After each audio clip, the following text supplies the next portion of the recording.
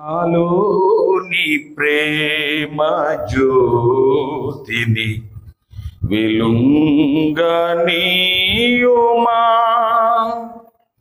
నాలోని ప్రేమ జ్యోతిని వెలుంగనీయుమా, ప్రజాలికే నీ దీవెనై ప్రకాశమీయగా, ప్రజాలికే నీ దీవెనై ప్రకాశమీయగా, నాలోని ప్రేమ జ్యోతిని వెలుంగనీయుమా, నాలోని ప్రేమ జ్యోతిని వెలుంగనీయుమా, నీదు ప్రేమ బాటలో నేను సాగిపోవగా,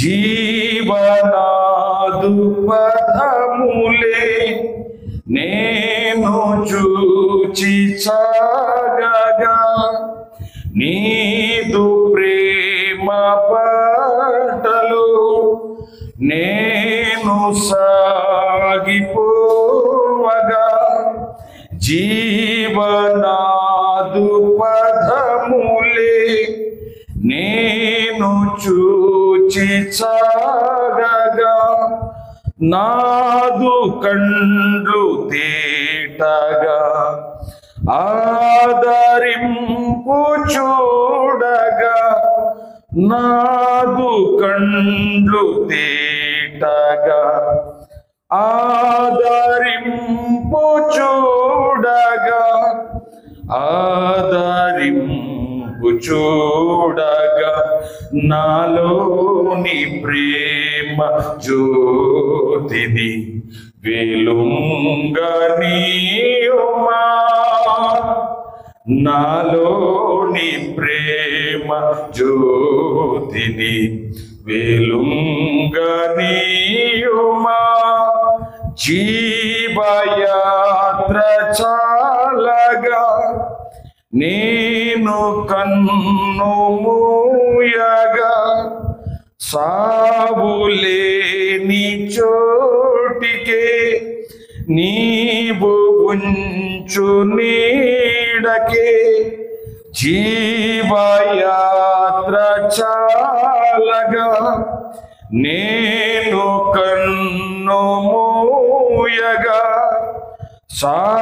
సావులేని చోటుకే నీవు ఉంచు నీడకే, చేయి చాచి ప్రేమతో సేరదీసి బ్రోవుమా, చేయి చాచి ప్రేమతో చేరదీసి బ్రోవుమా, చేరదీసి బ్రోవుమా, నాలోని ప్రేమ జ్యోతిని వెలుంగనీయుమా, నాలోని ప్రేమ జ్యోతిని వెలుంగనీయుమా, ప్రజాలికే నీ దీవెనై ప్రకాశమీయగా,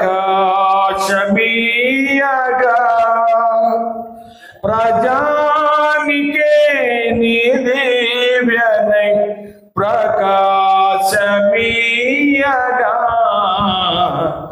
నాలోని ప్రేమ జ్యోతిని వెలుంగనీయుమా, నాలోని ప్రేమ జ్యోతిని వెలుంగనీయుమా. హల్లెలూయా. చిన్న ప్రార్థన. మహోన్నతుడా, మహాగణుడైన దేవా యేసయ్యా, మీ ఘనమైన శ్రేష్టమైన నామమునకు స్తోత్రాలు. గడిచిన వారమంతా మీ అపారమైన ప్రేమలు కృపలు మమ్ములను మా కుటుంబాలను సంఘ బిడ్డలను స్నేహితులను బంధువులను క్షేమమిచ్చి నడిపించినందుకే నీకు స్తోత్రం. ఈ శనివారపు దినమున ఈ ఆరాధనలో నిన్ను స్తుతించుటకు గాను ఆరాధించుటకు గాను మాకు ఇచ్చిన యొక్క భాగ్యముకై మీకు స్తోత్రాలు. మరికొద్ది సమయము నీ వాక్యాన్ని ధ్యానించబోతూ ఉండగా వాక్యము ద్వారా నాతో మాతో అందరితో మీరు మాట్లాడారు. మమ్మల్ని సరిచేయమని బలపరచమని మీ దీవెన ఆశీర్వాదాలు అనుగ్రహించమని మహిమ పొందాం. యేసుక్రీస్తు పరిశుద్ధ నామమును బట్టి ప్రార్థిస్తున్నాను పరమ తండ్రి, ఆమేన్. మంచిది. ఈ సమయంలో పరిశుద్ధ గ్రంథము నుండి సామెతల గ్రంథము 3వ అధ్యాయము 13వ వచ్చిన భాగాన్ని మనం చదువుదాం. జ్ఞానము సంపాదించిన వాడు ధన్యుడు, వివేచన కలిగిన నరుడు. దేవునికి స్తోత్రం. 2 మాటలు మనం చదువుకున్నాం. ఒకటిగా జ్ఞానము సంపాదించిన వాడు, రెండవదిగా వివేచన కలిగిన నరుడు. ప్రభునందు ప్రియులారా, జ్ఞానము, బుద్ధి, వివేచన ఇవన్నీ ఒకటిగా మనకి కనబడుతున్న వేరు వేరు క్రియలను కలిగి ఉంటాయి.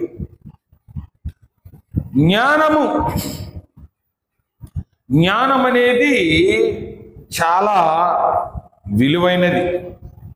యోబు గ్రంథంలోనేమి, సామెతలలోనేమి, కీర్తనలోనేమి, ఇంకా అనేక గ్రంథాల్లో జ్ఞానమును గురించి చాలా విషయాలు దేవుడు మనకు తెలియజేశాడు.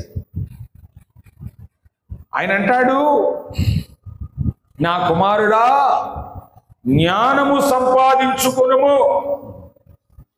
ఏమి సంపాదించుకోవాలంటాడు ఆయన? జ్ఞానము సంపాదించుకొనుము. ఎందుకు జ్ఞానము సంపాదించుకోవాలంటే? సామెతల గ్రంథం 4వ అధ్యాయము 6వ వచనములో ఒక మాట మనకు కనిపిస్తుంది. జ్ఞానమును విడువక ఉండిన యెడల అది నిన్ను కాపాడును. దేవునికి స్తోత్రం. హల్లెలూయా. జ్ఞానమును విడిచిపెట్టకుండా ఉంటే అది నిన్ను కాపాడును. జ్ఞానం అనగా యేసుక్రీస్తు వారు. యేసుక్రీస్తు వారిని విడవకుండా మనం ఉంటే ఆయన మనలను కాపాడతాడు. కాబట్టి జ్ఞానము మనకి అవసరము. ప్రభునందు ప్రియులారా, జ్ఞానము మనకి కావాలి. జ్ఞానము మనకు కావాలి. జ్ఞానము మనకు కావాలంటే ఎక్కడ దొరుకుద్ది? మనకి చాలా విషయాలు ఉన్నాయి.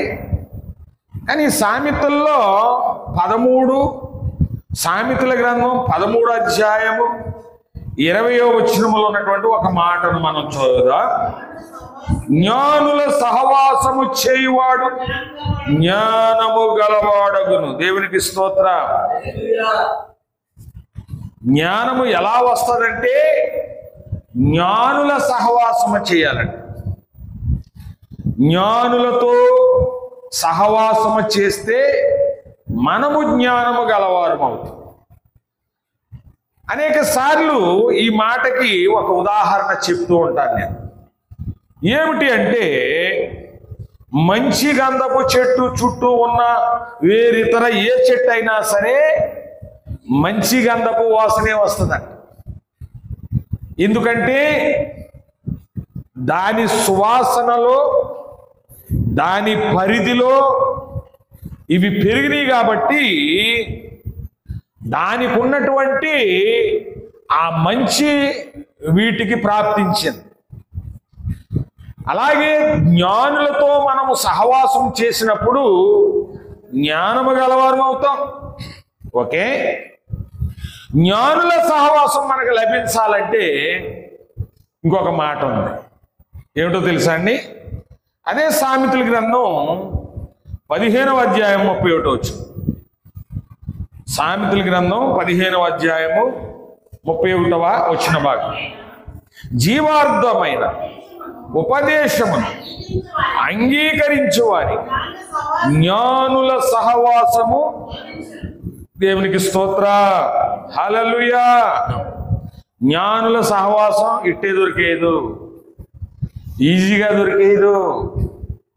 జ్ఞానుల సహవాసము మనకి ప్రాప్తించాలంటే, లభించాలంటే, దొరకాలంటే జీవార్థమైన ఉపదేశమును అంగీకరించాలి.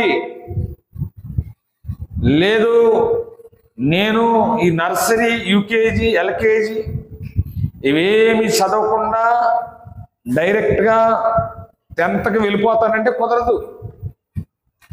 ఇవన్నీ దాటుకుంటూ వెళ్ళాలి. ఉపదేశమును, జీవార్థమైన ఉపదేశమును నువ్వు అంగీకరించగలిగితే నీకు జ్ఞానుల సహవాసము లభిస్తుంది.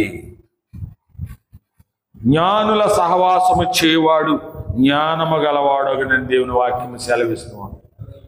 జ్ఞానము చాలా విలువైనది. దానికంటండి విలువైన వస్తువులేవి సాటి రావు. అపరంజి కంటేను, మేలిమి బంగారము కంటేను అది కోరదగినది.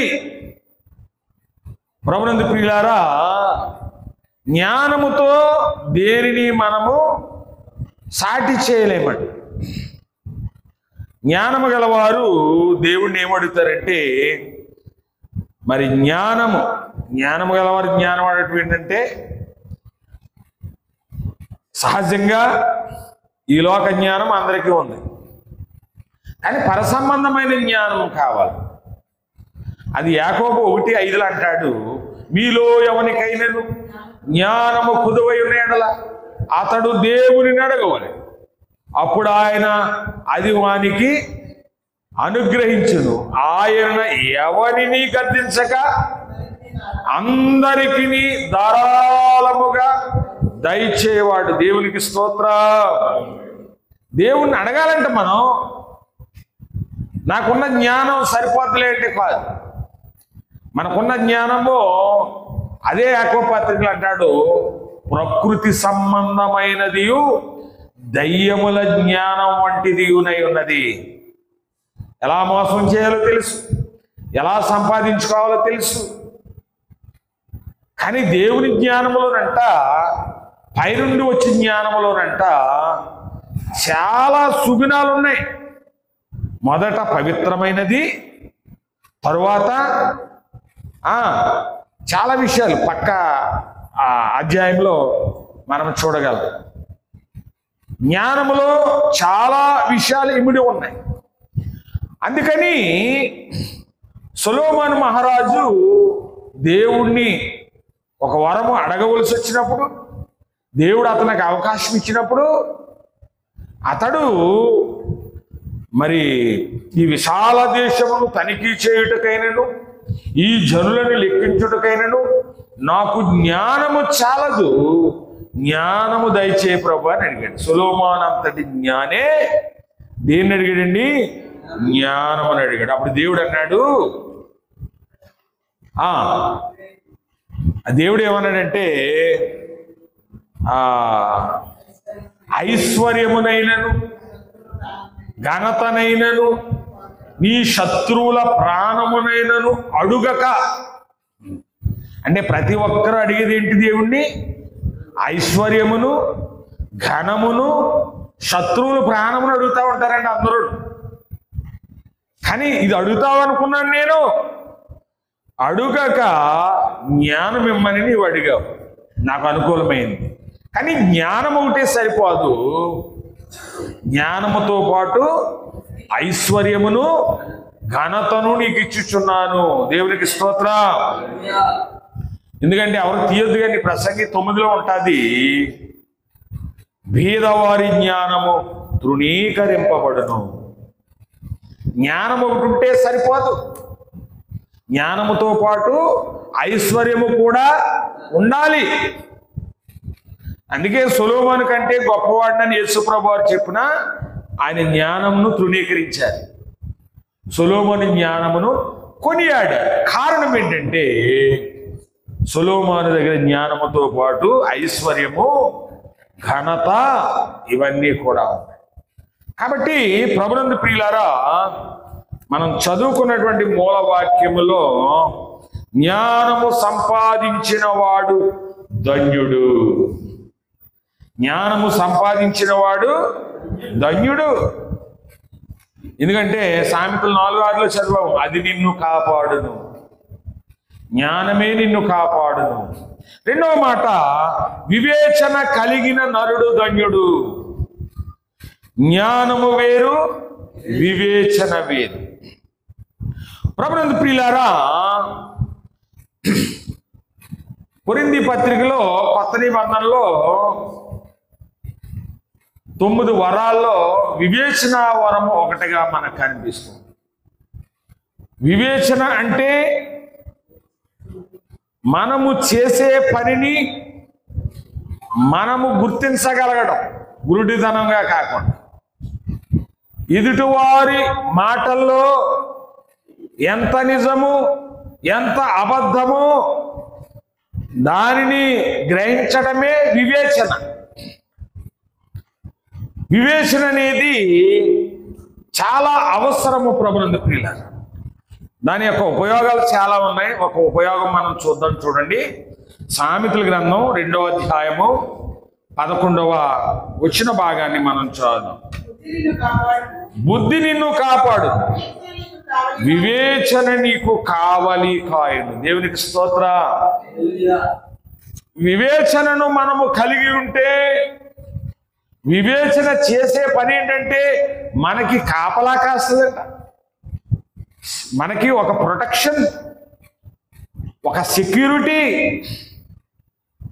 ఏది మనల్ని సమీపించకుండా, ఏ తెగులు మన గుడారమును సమీపించకుండా, ఏది మనల్కి హాని చేయకుండా వివేచన అనేది కావలిగా ఉంటుందండి. ఎప్పుడు కాపలా కాస్తా ఉంటుందండి.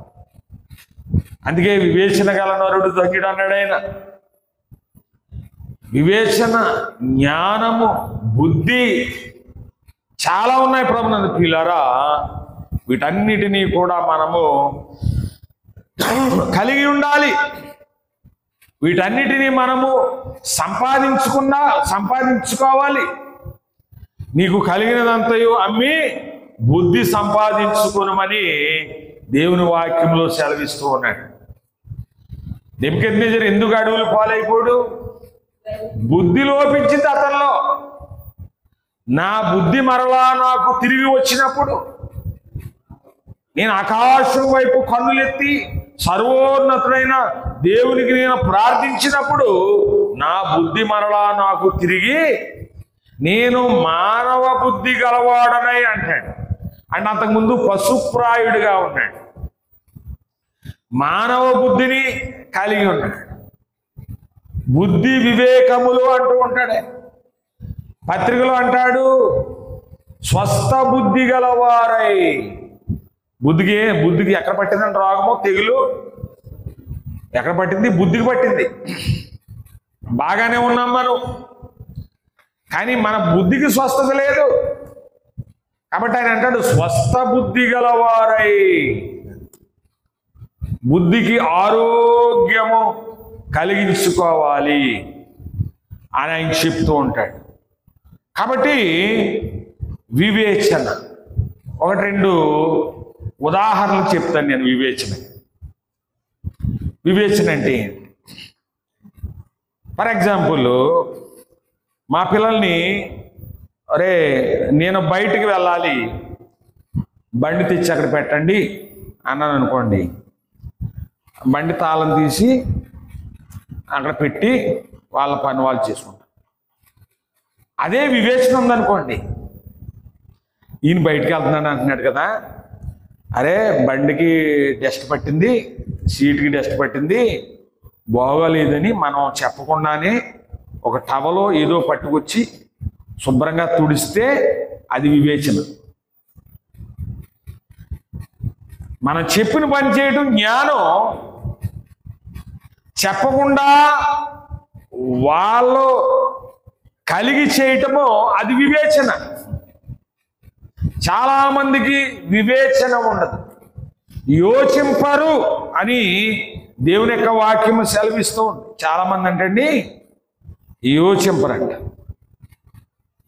జ్ఞానము గల కుమారుడు తన తండ్రిని సంతోషపరచును.